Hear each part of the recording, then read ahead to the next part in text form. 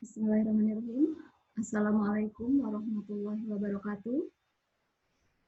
Alhamdulillah pada kesempatan ini saya dengan Neng Eni Saputri, saya akan menjelaskan mengenai kontrak belajar dan penjelasan rencana pembelajaran semester atau RPS keperawatan maternitas program studi keperawatan, program studi S1 keperawatan, mohon maaf, tingkat 2D semester 4. Adapun untuk koordinator adalah saya sendiri, kemudian dosen pengajarnya pun dengan saya sendiri.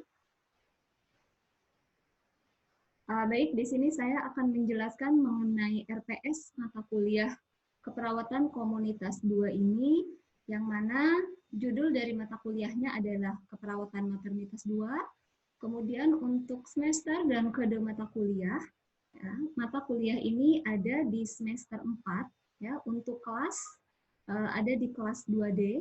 Kemudian untuk kode mata kuliah adalah KPA 401. Nah, kemudian untuk jumlah SKS ada sebanyak 2 SKS, di mana teori 1 SKS, kemudian untuk praktek 1 SKS. Nah, untuk jumlah pertemuan, ya, jumlah keseluruhan pertemuan ada sebanyak 6 kali, termasuk 1 kali UTS dan 1 kali UAS.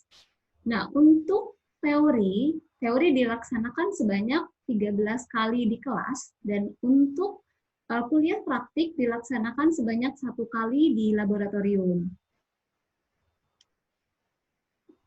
Adapun untuk deskripsi singkat dari mata kuliah, yang mana mata kuliah ini membahas tentang upaya meningkatkan kesehatan reproduksi perempuan usia subur, ibu hamil, melahirkan, nifas, di antara 2 masa kehamilan dalam kondisi yang beresiko dan masalah-masalah yang berhubungan dengan gangguan sistem reproduksi dengan penekanan pada upaya preventif dan promotif yang menggunakan pendekatan proses keperawatan serta memperhatikan aspek legal dan etis di tatanan klinik maupun komunitas.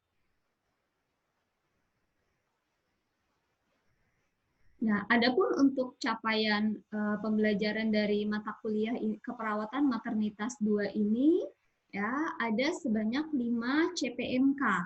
Nah, CPMK yang pertama yaitu melakukan asuhan keperawatan pada wanita usia subur atau usia reproduksi, kemudian pasangan usia subur, wanita dalam masa hamil, melahirkan dan setelah melahirkan, dalam kondisi beresiko, dan masalah-masalah yang berhubungan dengan gangguan sistem reproduksi dengan penekanan pada upaya preventif dan promotif yang menggunakan pendekatan proses keperawatan serta memperhatikan aspek legal etik di tatanan klinik maupun komunitas.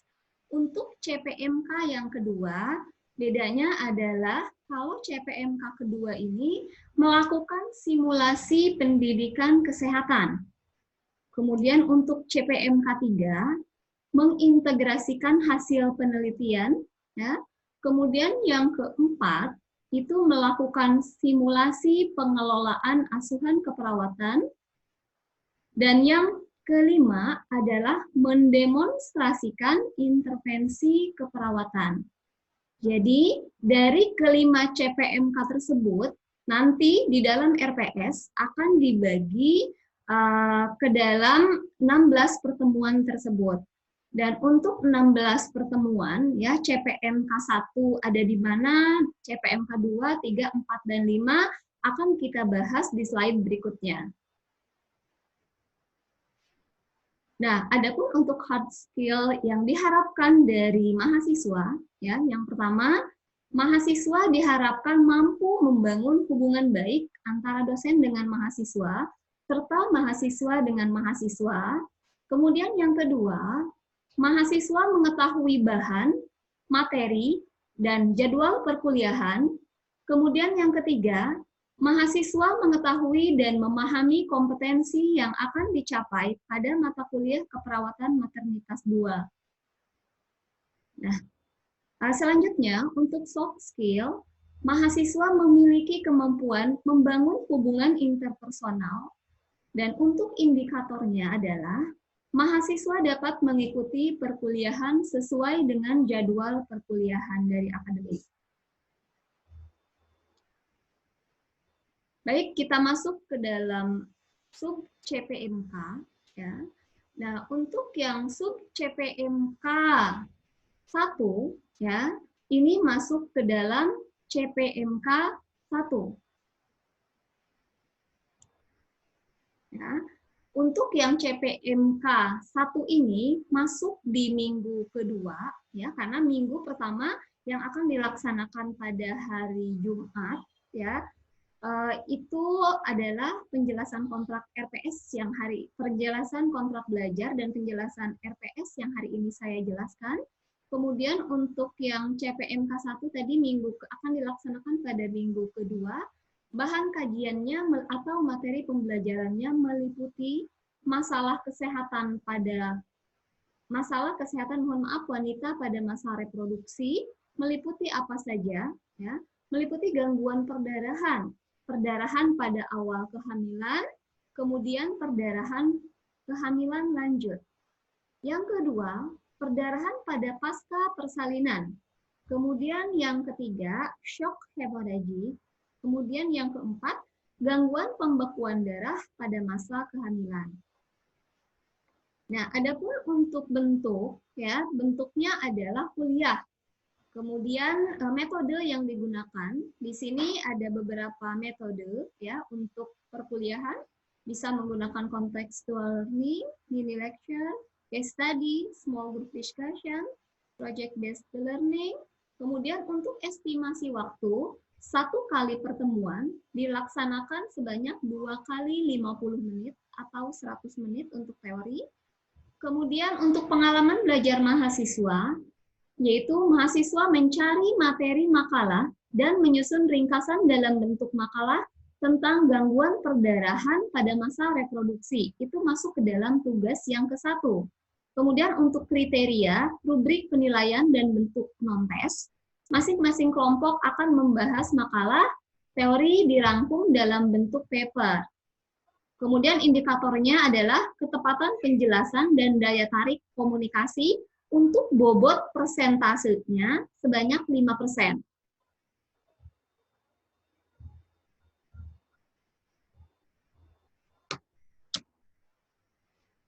Baik, kita masuk ke pertemuan minggu ketiga. Ya, sub CPMK ini masih sama dengan sub CPMK yang pertama, karena sub CPMK ini masuk ke dalam CPMK 1. Untuk bahan kajian atau materi pembelajarannya yang akan dipelajari yaitu infeksi maternal. Ya, infeksi maternal yang akan dipelajari terdiri dari infeksi menular seksual atau yang kita kenal dengan IMS, kemudian yang kedua infeksi TORCH, yang ketiga human papilloma virus atau HPV, kemudian yang keempat infeksi traktus genitalis, dan yang kelima adalah infeksi postpartum. Nah, untuk untuk bentuk dan metode sama dengan pertemuan pada minggu kedua, ya. Untuk estimasi waktunya juga sama.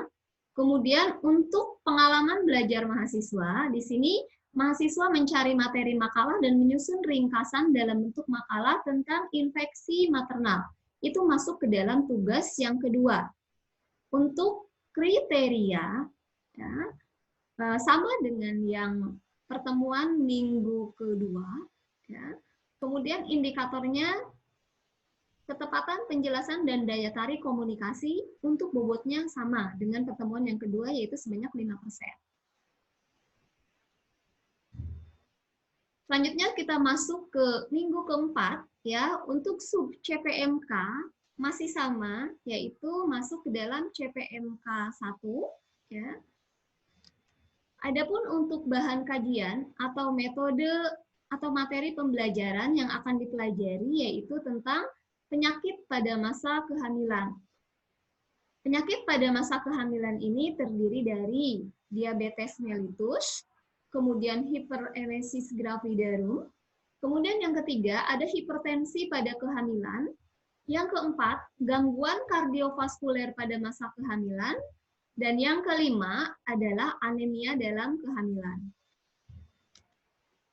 Untuk bentuk metode estimasi waktu, itu sama dengan yang pertemuan minggu sebelumnya. Dan untuk pengalaman belajar mahasiswa, mencari materi makalah dan menyusun ringkasan dalam bentuk makalah tentang penyakit pada masa kehamilan. Untuk kriteria, sama dengan pertemuan yang sebelumnya. Adapun untuk indikator, ya, sama juga, yaitu ketepatan penjelasan dan daya tarik komunikasi. Untuk bobotnya sama 5%. Masuk ke minggu kelima, ya, sub CPMK masih sama dengan sub CPMK sebelumnya, yaitu masuk ke dalam CPMK 1. Adapun untuk bahan kajian atau materi pembelajaran di pertemuan ini, yaitu mengenai persalinan berisiko. Ya, persalinan berisiko ini terdiri dari yang pertama ada distosia, yang kedua ada prematur, yang ketiga ada postmatur. Untuk bentuk metode estimasi waktu itu sama dengan sub CPMK di pertemuan sebelumnya, ya. Untuk pengalaman belajar mahasiswa, mencari materi makalah dan menyusun ringkasan dalam bentuk makalah tentang persalinan berisiko. Itu masuk ke dalam tugas yang keempat. Untuk kriterianya sama, ya. Untuk indikator juga sama, dan untuk bobot juga sama, yaitu sebesar 5%.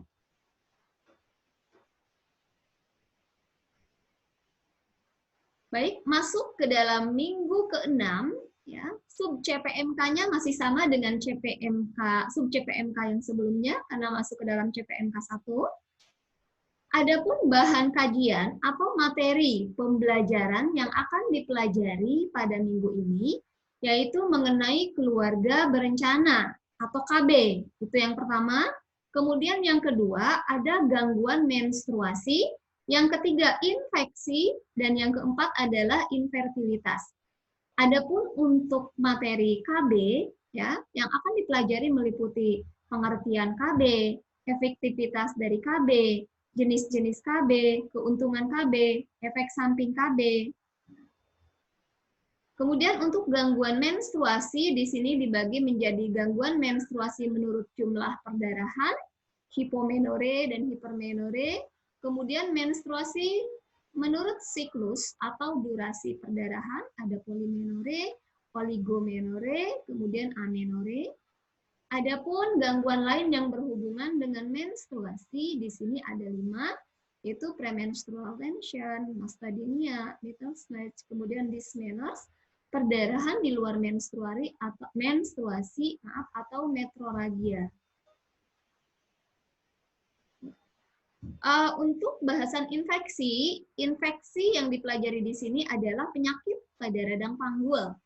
Ya, kemudian untuk infertilitas yang dipelajari yaitu investigasi infertilitas wanita dan investigasi infertilitas pada pria. Adapun untuk bentuknya sama, kemudian metode juga sama, estimasi waktu juga sama dengan pertemuan minggu sebelumnya. Kemudian untuk pengalaman belajar mahasiswa, mencari materi makalah dan menyusun ringkasan dalam bentuk makalah tentang gangguan perdarahan masa reproduksi. Itu masuk ke dalam tugas yang kelima. Adapun untuk kriteria masih sama seperti minggu yang sebelumnya, indikator juga sama dan bobot juga sama.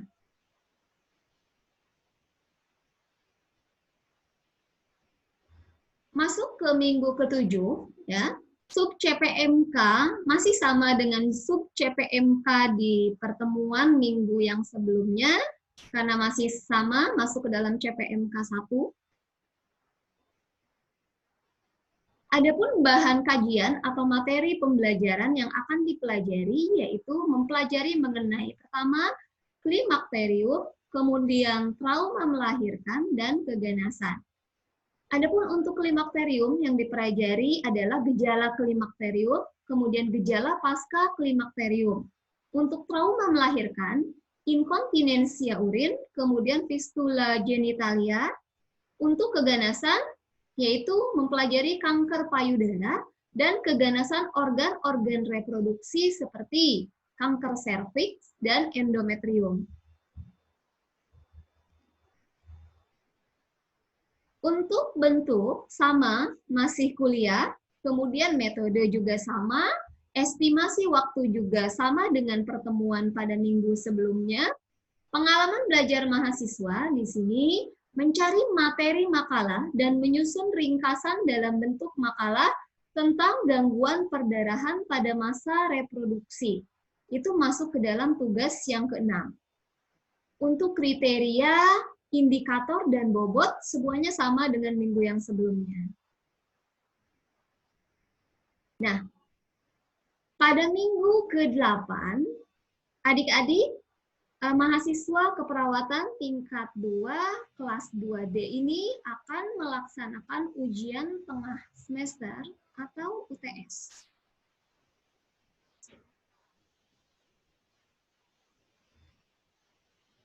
Masuk ke minggu ke-9 setelah UTS atau materi UAS, ya, masih sub CPMK-nya masih sama dengan CPMK 1. Adapun bahan kajian materi pembelajaran yang akan dipelajari mengenai kekerasan terhadap perempuan atau KTP. Bentuk kuliah, metodenya contextual learning, estimasi waktunya 1 kali pertemuan, yaitu 2 kali 60 menit. Untuk pengalaman belajar mahasiswa, self-directed learning dalam bentuk ceramah, brainstorming, dan ice breaking. Kemudian kriterianya interaksi akrab dengan dosen dan dengan mahasiswa, antar mahasiswa, kemudian motivasi mahasiswa untuk belajar mandiri. Indikatornya, mahasiswa dapat mengikuti perkuliahan sesuai dengan jadwal perkuliahan. Nah, untuk bobot atau persentase di minggu ke-9 ini lebih besar dari minggu yang sebelumnya, yaitu 10%.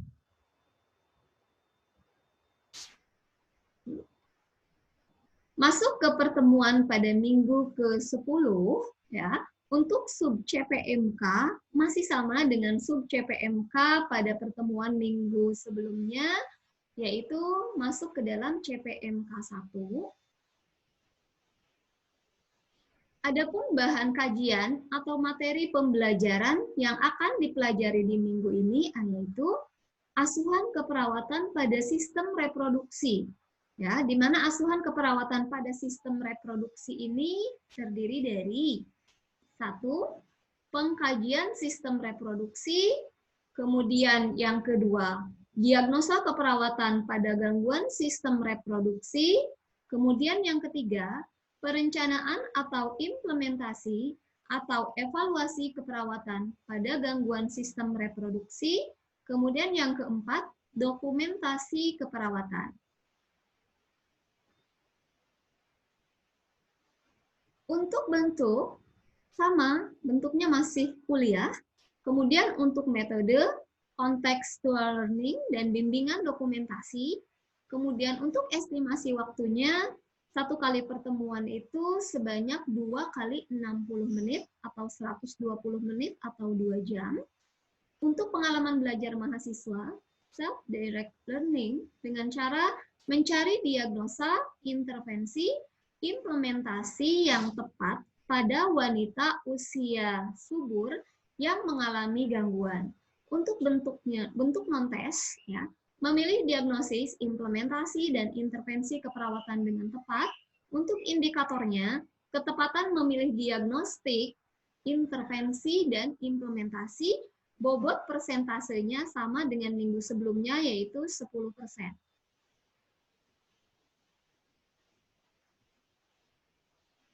Masuk ke minggu ke-11, ya, untuk sub CPMK masih sama dengan minggu sebelumnya, yaitu masuk ke dalam CPMK 1.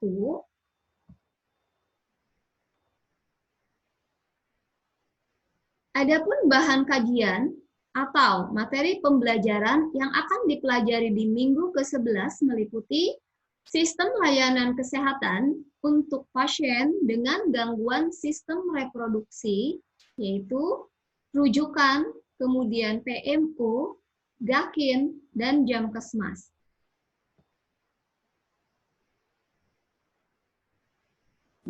Untuk bentuk adalah kuliah, untuk metode contextual learning dan small group discussion, kemudian estimasi waktu sama, 1 kali pertemuan, yaitu 2 kali 60 menit atau 120 menit, pengalaman belajar mahasiswa, self-direct learning dengan cara mencari informasi layanan kesehatan yang ada di Indonesia, kemudian untuk kriteria, diskusi sistem layanan yang tersedia di Indonesia, untuk indikator, keaktifan dalam menyampaikan hasil pencarian informasi, untuk bobotnya sama dengan pertemuan sebelumnya, yaitu 10%.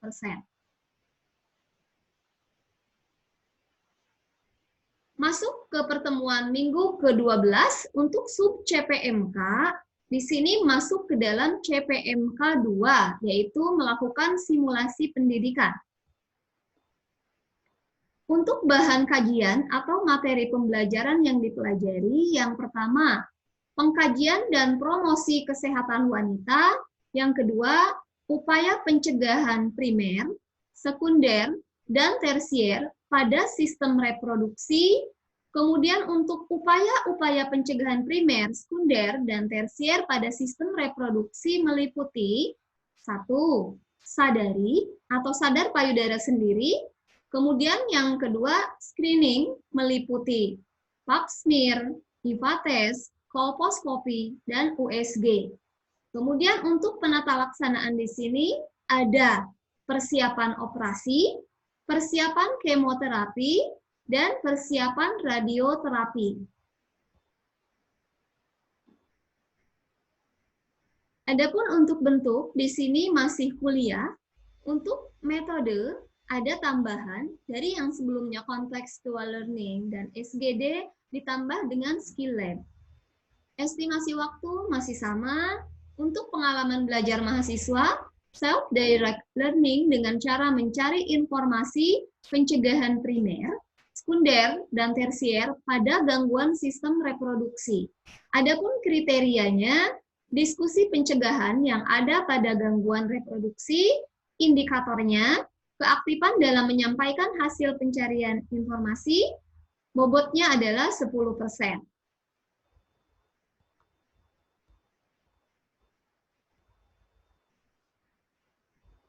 Masuk ke minggu ke-13, ya, untuk sub CPMK di sini sudah masuk ke dalam CPMK 3, yaitu mengintegrasikan hasil penelitian yang berhubungan dengan wanita usia subur, pasangan usia subur, wanita dalam masa hamil, melahirkan, dan setelah melahirkan, dalam kondisi beresiko dan masalah-masalah yang berhubungan dengan gangguan sistem reproduksi, dengan penekanan pada upaya preventif dan promotif, yang menggunakan proses keperawatan serta memperhatikan aspek legal dan etis di tatanan klinik dan komunitas. Adapun bahan kajian atau materi pembelajaran yang akan dipelajari meliputi yang pertama, tren dan isu keperawatan maternitas, ya, yang terjadi di dalam masalah-masalah kesehatan wanita. Yang kedua, evidence-based practice dalam keperawatan maternitas. Kemudian untuk bentuk masih sama, yaitu kuliah. Untuk metode SGD, discovery learning.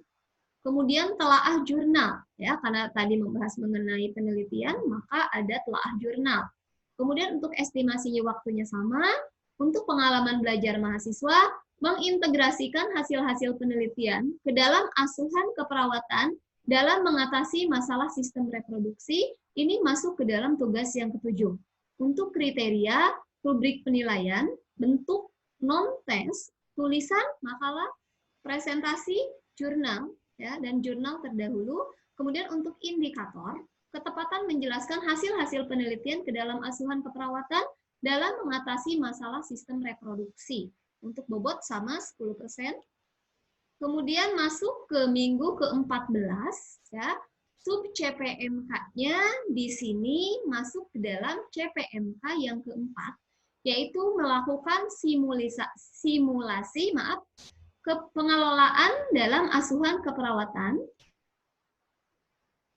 Adapun bahan kajian atau materi pembelajaran pada minggu ke-14 ini yaitu manajemen kasus, ya. Manajemen kasus pada sistem reproduksi atau klasifikasi kasus sistem reproduksi dan prioritas masalah sistem reproduksi. Bentuk masih kuliah, kemudian untuk metode case study atau studi kasus dan SGD, kemudian estimasi waktu sama untuk pengalaman belajar mahasiswa, melakukan simulasi pengelolaan asuhan keperawatan pada sekelompok klien dengan sistem reproduksi masuk ke dalam tugas yang ke-8 untuk kriteria rubrik penilaian, bentuk non-tes, tulisan makalah, dan presentasi. Untuk indikator, ketepatan menjelaskan pengelolaan asuhan keperawatan pada sekelompok klien dengan sistem reproduksi dengan memperhatikan aspek legal dan etis untuk bobot sama 10%. Memasuki minggu ke-15, ya, sub CPMK-nya di sini masuk ke dalam CPMK 5 atau CPMK yang terakhir dari semua CPMK, yaitu mendemonstrasikan intervensi keperawatan pada wanita usia subur, pasangan usia subur, dan wanita dalam masa hamil, melahirkan, dan setelah melahirkan, dalam kondisi beresiko dan masalah-masalah yang berhubungan dengan gangguan sistem reproduksi, dengan penekanan upaya preventif dan promotif yang menggunakan proses keperawatan, serta proses memperhatikan aspek legal dan etis di tatanan klinik dan komunitas. Untuk bahan kajian atau materi pembelajaran, di sini membantu melakukan pemeriksaan pap smear. Kemudian yang kedua, membantu melakukan pemeriksaan IPA test. Yang ketiga, pemeriksaan payudara sendiri atau sadari. Yang keempat, mengenalkan alat kontrasepsi dalam rahim. Yang kelima, memberikan injeksi kontrasepsi. Bentuk di sini ada kuliah praktik. Ya, jadi bukan lagi di kelas, ya, akan tetapi metodenya sudah skill laboratory atau di laboratorium, ya, tempatnya. Kemudian estimasi waktunya satu kali pertemuan 2 kali 60 menit atau 120 menit. Untuk pengalaman belajar mahasiswa, ya, di sini dibutuhkan ketepatan mendemonstrasikan intervensi keperawatan pada kasus dengan gangguan sistem reproduksi yang 5 tadi. Kemudian untuk kriteria rubrik penilaian praktik, ya, jadi kriterianya nanti ada penilaian praktik menggunakan daftar pilih, kemudian praktik yang dilakukan oleh mahasiswa, ya. Adapun untuk indikator, ya, indikator di sini karena ini adalah kuliah praktik, ya, indikatornya adalah ketepatan mendemonstrasikan intervensi keperawatan pada kasus dengan gangguan sistem reproduksi, ya, meliputi yang 5 tadi, yaitu yang pertama pap smear, kemudian yang kedua melakukan pemeriksaan IPA test, yang ketiga melakukan pemeriksaan payudara sendiri atau sadari, yang keempat mengenalkan alat kontrasepsi dalam rahim atau AKDR, ya, atau alat untuk pemeriksaan alat IUD, ya, atau AKDR sama, ya. Kemudian memberikan injeksi kontrasepsi, yang mana untuk injeksi kontrasepsi di sini nanti yang akan dikenalkan adalah injeksi kontrasepsi 1 bulan, ya, dan injeksi kontrasepsi 3 bulan. Nah, adapun untuk bahan kajian, ya, bahan kajian atau materi pembelajaran di sini yang kedua yaitu selain yang tadi melakukan konseling keluarga, kemudian memberikan penyuluhan alat kontrasepsi. Bentuknya masih kuliah praktik, kemudian metodenya role play, kemudian estimasinya 1 kali, yaitu 2 kali 60 menit. Ya. Untuk pengalaman belajar mahasiswa, mahasiswa mendemonstrasikan konseling pada kasus dengan gangguan sistem reproduksi, kemudian kriterianya meliputi rubrik penilaian dan role play. Indikatornya ketepatan mendemonstrasikan konseling pada gangguan reproduksi untuk bobotnya 10%. Nah, jadi untuk praktik di sini, mohon maaf tadi ada 2. Yang pertama praktik langsung, yang kedua dengan praktik yang pertama praktik langsung dengan melakukan tindakan, kemudian yang kedua praktik langsung yaitu melakukan konseling ya pada keluarga dengan memberikan penyuluhan alat kontrasepsi.